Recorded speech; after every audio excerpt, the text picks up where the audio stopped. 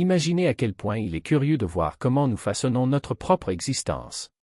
Nous vivons sur la base de certitudes si profondes, si enracinées, qu'il ne nous vient même pas à l'idée de les remettre en question. Ce sont des convictions qui semblent si évidentes, si naturelles, qu'on les accepte sans hésiter. Jusqu'à ce que, dans un moment de clarté, nous nous rendions compte que ces vérités absolues ne sont rien d'autre que des constructions mentales, des histoires utiles que nous confondons avec la réalité. Aujourd'hui, je souhaite explorer 8 de ces illusions qui s'effondrent lorsque la conscience s'éveille. Il ne s'agit pas de les détruire, mais de les voir se dissoudre, comme la brume à l'aube, révélant ce qui a toujours été là, caché sous des couches de perception déformées. Commençons par le plus fondamental de tous, l'illusion que vous êtes quelque chose de séparé du reste du monde. L'idée qu'il y a un « moi » ici et un « monde » là-bas, avec une frontière claire entre les deux. Rationnellement, on comprend même que ce n'est pas le cas. Nous savons que tout est lié, que nous dépendons les uns des autres, que l'air que nous respirons est produit par les arbres, que les atomes de notre corps sont nés dans les étoiles. Mais comprendre cela intellectuellement n'est pas la même chose que voir au-delà de l'illusion. Parce que l'éveil ne révèle pas seulement que tout est connecté, il montre que la séparation elle-même n'a jamais existé. Il n'y a pas de « vous » isolé pour vous connecter au reste.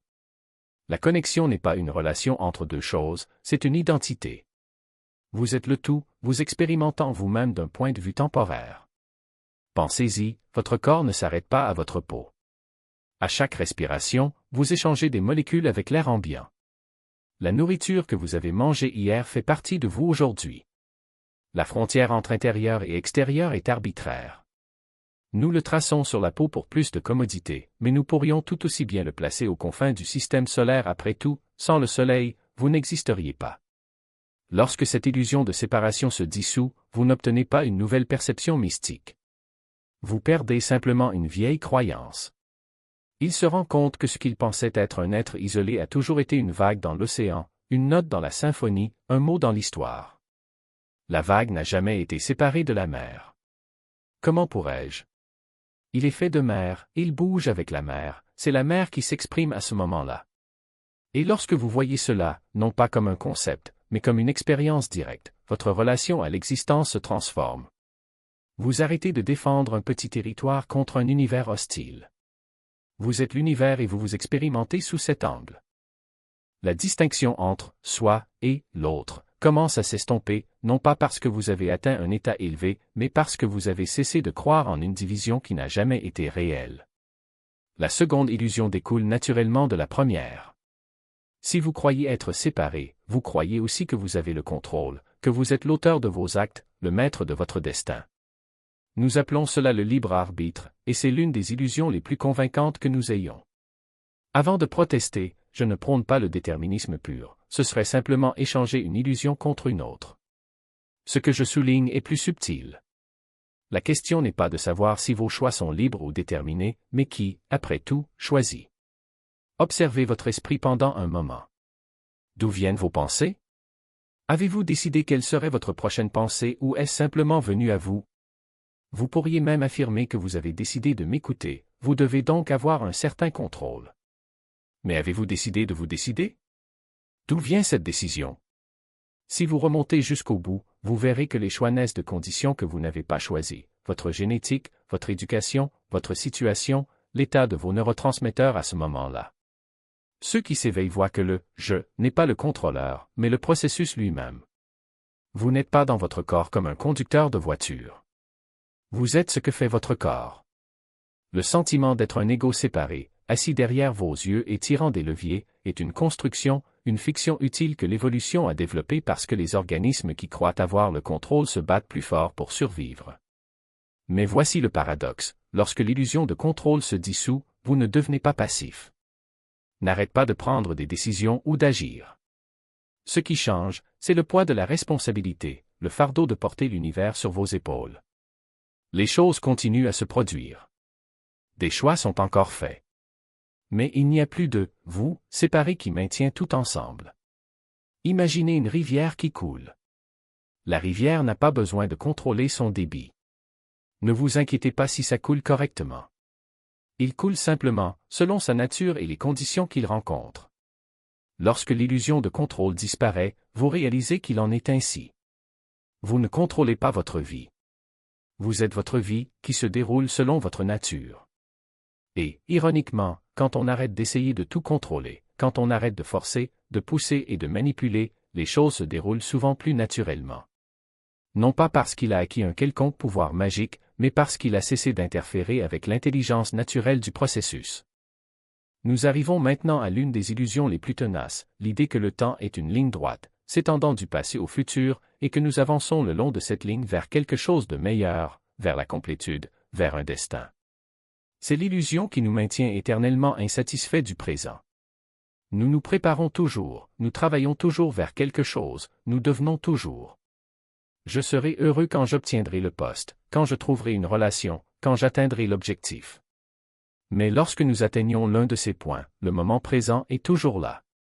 Et si vous n'êtes pas en paix maintenant, vous ne serez en paix nulle part. Ceux qui s'éveillent voient que le temps n'est pas une ligne, mais une dimension du présent éternel. Oui, il y a des séquences, des événements qui se succèdent, mais ils se produisent tous dans cet instant. Le passé n'existe que sous forme de mémoire, qui est une expérience du présent. Le futur n'existe que sous forme d'anticipation ou d'imagination qui sont aussi des expériences du présent. La seule chose qui existe vraiment, c'est ce moment. Cela ne veut pas dire que vous ne planifiez pas ou que vous ne vous en souvenez pas. Cela signifie que vous reconnaissez que planifier et mémoriser sont des choses que vous faites maintenant. Vous n'allez nulle part. Que vous êtes l'auteur des significations, vous acquérez le pouvoir de les réécrire. Vous réalisez que la même situation peut être vécue comme une tragédie ou comme une opportunité, selon l'objectif que vous choisissez d'utiliser. Et ce choix vous appartient toujours. La vie n'est ni bonne ni mauvaise en soi. Elle l'est tout simplement.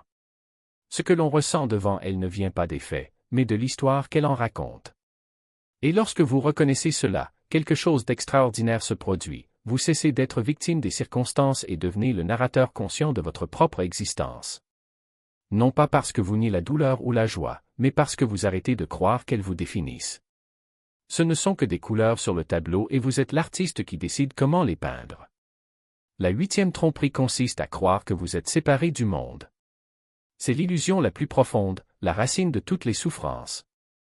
Vous vous regardez et voyez un étranger. Regardez la nature et sentez-vous comme un visiteur. Vous regardez la vie et vous vous demandez, quelle est ma place? Mais la vérité est que tu n'étais jamais absent. La séparation n'est qu'une idée, une histoire que l'esprit raconte pour donner un sens à l'expérience. Quand on y regarde de près, on découvre qu'il n'y a pas de véritable frontière. L'air que vous respirez a été respiré par des millions de personnes avant vous. La lumière qui touche votre peau est la même lumière qui illumine les arbres et les océans. La pensée qui surgit en vous n'est pas de nature différente de la brise qui passe ou de la pluie qui tombe. Tout est interconnecté, tout est expression d'une même conscience. Et quand cette prise de conscience s'approfondit, quelque chose change. Vous arrêtez de considérer les autres comme des menaces ou des obstacles et commencez à les reconnaître comme des parties de vous-même. La compassion surgit naturellement, car blesser autrui, c'est se faire du mal à soi-même. La peur de la solitude disparaît parce que vous n'avez jamais été seul. Même la mort perd de son poids, parce que vous comprenez que rien ne naît ou ne meurt réellement, cela se transforme simplement. La vie n'est pas quelque chose que vous avez, mais quelque chose que vous êtes. La 9e erreur est de croire que vous avez besoin que quelque chose soit complet. C'est une quête sans fin, plus d'argent, plus d'amour, plus de reconnaissance, plus d'expérience. Vous pensez, quand j'aurai cela, je serai enfin satisfait. Mais la satisfaction n'arrive jamais, car l'esprit invente toujours un nouveau manque. Ce que vous cherchez est déjà là, caché sous la recherche elle-même. La plénitude n'est pas dans le futur. Elle est ce qui reste quand on arrête de chercher. Imaginez un verre plein d'eau. Vous pouvez passer toute votre vie à essayer de le remplir davantage, mais il est déjà terminé. L'eau déborde, mais le verre ne se remplit pas. De la même manière, vous êtes déjà entier. Rien ne manque. Ce que vous appelez « manque » n'est que l'esprit qui insiste pour comparer ce qui est avec ce qui pourrait être. Mais ce qui pourrait être n'existe pas. Il n'y a que ce qui est. Lorsque vous vous réveillez à cela, la recherche s'arrête. Non pas parce que vous abandonnez, mais parce que vous découvrez que vous n'avez jamais eu besoin de chercher. Vous êtes déjà ce que vous avez toujours recherché. Et dans cette reconnaissance, la paix n'est pas quelque chose que l'on parvient, c'est quelque chose que l'on est. Le sens ne se trouve pas, il se crée. Et vous avez la liberté de tisser des histoires qui vous libèrent plutôt que de vous emprisonner. Parfois, l'acte le plus sage est tout simplement de ne pas savoir. Laissez les choses telles qu'elles sont, sans étiquette, sans explication. Ce « ne pas savoir » n'est pas de l'ignorance, c'est la sagesse de reconnaître que la réalité sera toujours plus vaste, plus profonde et plus mystérieuse que n'importe quel récit que vous inventerez à son sujet. La dernière illusion est de croire que l'éveil est quelque chose de rare, réservé à quelques-uns, un grand événement qui vous transforme en une autre personne. Mais l'éveil n'est pas un accomplissement, c'est une reconnaissance. Vous ne devenez pas quelque chose de nouveau, vous réalisez ce que vous avez toujours été. Je suis déjà réveillé. Déjà à la maison. La recherche même de l'éveil est ce qui le cache, comme une vague qui cherche l'océan sans se rendre compte qu'elle est l'océan. Lorsque cette illusion se dissout, la recherche prend fin non pas parce que vous avez trouvé quelque chose, mais parce que vous voyez que vous n'avez jamais été perdu. Le voyage était imaginaire. Le destin a toujours été sous vos pieds. L'éveil n'est pas extraordinaire, il est absolument ordinaire. C'est la disparition de la croyance en la séparation, la fin de l'idée que vous êtes quelque chose à part, à la recherche de ce qui vous manque. Ce qui reste est simple, immédiat, évident, vous êtes cet instant, cette conscience. Vous pourriez dire, mais je ne me sens pas réveillé. Bien sûr. Ces illusions sont profondément enracinées. Ils ont été renforcés toute leur vie. Cependant, lorsque vous voyez à travers l'un d'eux, les autres commencent à s'estomper. Parce qu'ils se soutiennent mutuellement, l'illusion de la séparation alimente l'illusion du contrôle, qui alimente l'illusion du temps, et ainsi de suite. Il n'est pas nécessaire de tous les démonter, il suffit d'en voir clairement une pour que les autres commencent à se dissoudre. Il ne s'agit pas de devenir quelqu'un de nouveau, mais de découvrir qui vous pensiez être. L'éveil n'est pas une addition, c'est une soustraction. Vous ne gagnez rien, est en train de perdre ses illusions. Ce qui reste, c'est ce qui a toujours été là, la présence indéniable que vous êtes et avez toujours été.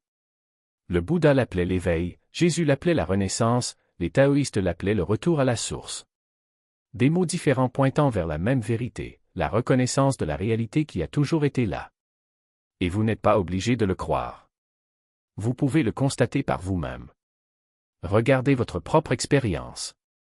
Remettez en question ce que vous prenez pour acquis. Observez si le bonheur vient réellement des circonstances ou de votre relation avec elles. Réalisez si vous êtes vos pensées ou la conscience qui se cache derrière elles. L'éveil n'est pas une évasion de la vie, mais une pleine participation à celle-ci. Ce n'est pas une transcendance, mais une acceptation. Il ne s'agit pas de devenir quelque chose de différent, mais de reconnaître ce que l'on est déjà. Il est disponible dès maintenant, non pas comme un objectif futur, mais comme une reconnaissance présente. Ces illusions peuvent être vues à ce moment précis. Si vous êtes prêt à regarder, vous découvrirez que ce que vous cherchiez était toujours là. Les 8 illusions ne sont pas des ennemis, ce sont des malentendus. Ils ne sont pas dissous par la lutte, mais par la vision. Alors regardez, questionnez, enquêtez non pas pour croire, mais pour voir. Parce que la vérité ne peut être donnée, on ne peut que le découvrir. Et quand vous le voyez, vous réalisez qu'il ne s'agit jamais du moi limité que vous aviez imaginé, mais du processus tout entier, de la danse complète, de l'infini s'exprimant en tant que vous. Cette reconnaissance est la liberté. Le don de l'éveil n'est pas une destination, mais un retour à la maison. Ce n'est pas un accomplissement, mais un rappel de qui vous avez toujours été.